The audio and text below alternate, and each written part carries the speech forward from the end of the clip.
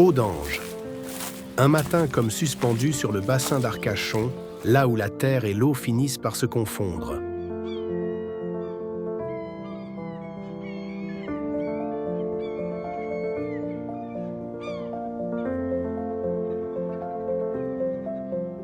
Dans ce décor sauvage, façonné par les marées, un homme s'avance. Cet homme, c'est Guillermo. Professeur de biologie le reste de la semaine, il quitte aujourd'hui ses livres et ses élèves pour retrouver son autre terrain d'étude. Un goéland qui s'était posé sur un poste juste en face de moi il y a quelques minutes. Il était magnifique. Il y avait la lumière qui lui tapait sur sa droite. Et voilà, je me suis lancé là-dessus parce que là, avec la marée basse, il n'y a pas énormément d'oiseaux sur l'endroit sur lequel je suis. Et là, justement, je suis en train de profiler les derniers détails de lumière. L'oiseau, il est déjà parti, donc je fais ça sur ce que je me rappelle d'avoir vu. Et bientôt ça va être fini et on va pouvoir aller observer autre chose.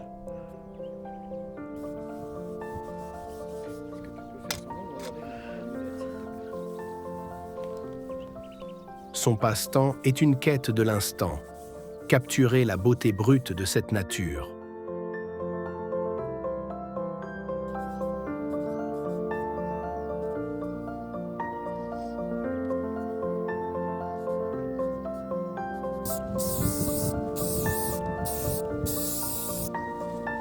J'ai réussi à faire un goéland, donc c'est le même goéland sur deux positions différentes, qui s'était posté sur un des pieux un peu plus loin, sur la côte. Et là, je vois au loin des tadornes, je vois des cygnes. Donc on va essayer d'aller voir.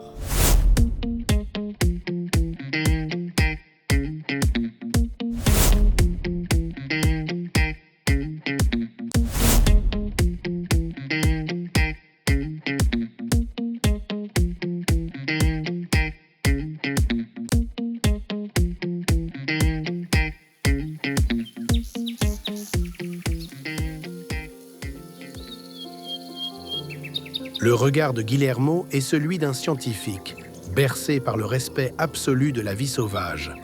Pourtant, sur le bassin, la préservation de la nature s'entremêle parfois avec des traditions plus complexes. Au détour de la digue, la rencontre se fait avec les propriétaires d'une tonne. Ces cabanes de chasse traditionnelles, ancrées dans le paysage d'Eau d'Ange et tout autour du bassin.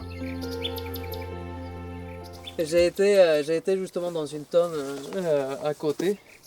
Et j'avais fait, il y avait des tadornes. J'ai fait un couple de tadornes qui étaient sur le bord. Et j'ai fait justement les gravelots qui étaient par là. Et justement, il y en avait plein qui étaient. En plus, il y avait les canards que vous avez là.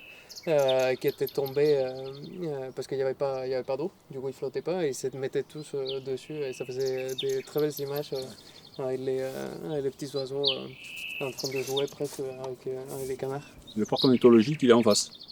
Ouais, protège. Ouais. Au-delà du fusil et de la peinture, ces hommes partagent le même dictionnaire, celui des vents, des saisons, de la connaissance millimétrée des oiseaux, de la faune et de la flore.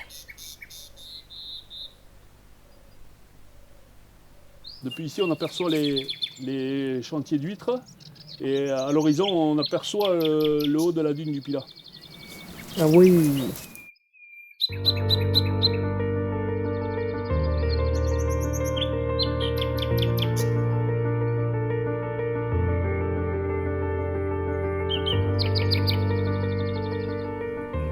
Autour de nous, le paysage change déjà de visage. Le bassin n'attend pas. La marée monte rapidement, poussée par un fort coefficient. l'eau reprend ses droits sur le sable d'eau d'ange, et la toile, elle, est enfin terminée.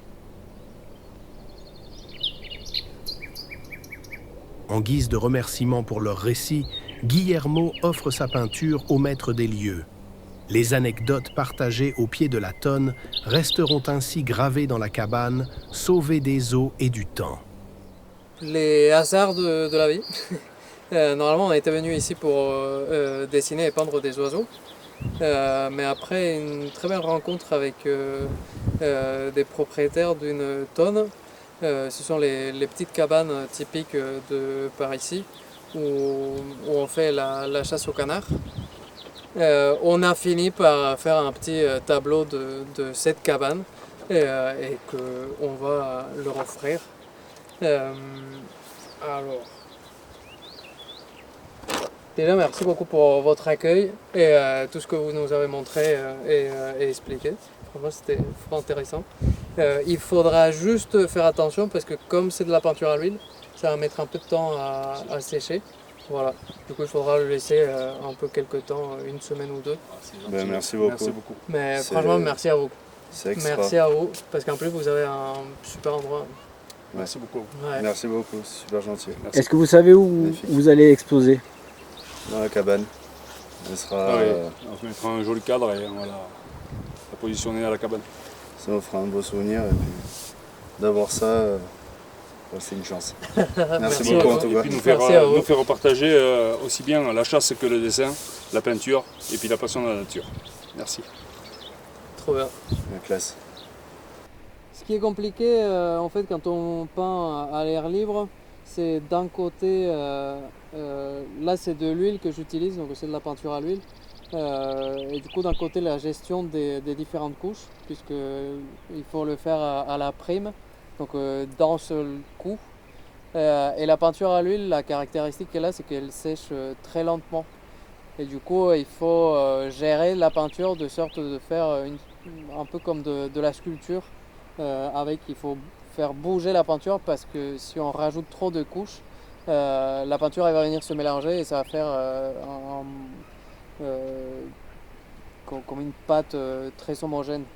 Et puis d'un autre côté, quand on dessine ce que l'on voit à l'air libre aussi, on voit, parce que nos yeux ils le voient, on voit absolument tous les détails de la scène qu'on est en train de dépeindre. Or, dans un tableau, et pour le faire, il faut réduire la quantité de détails. On ne va pas passer 10 000 heures dessus, et du coup, il faut simplifier vachement l'image que l'on voit. Et ça, c'est pas forcément évident. Et du coup, qu'est-ce que l'on met, qu'est-ce que l'on laisse à côté, comment on gère les différentes couches de peinture. Ce genre de choses demande un peu de pratique. Voilà.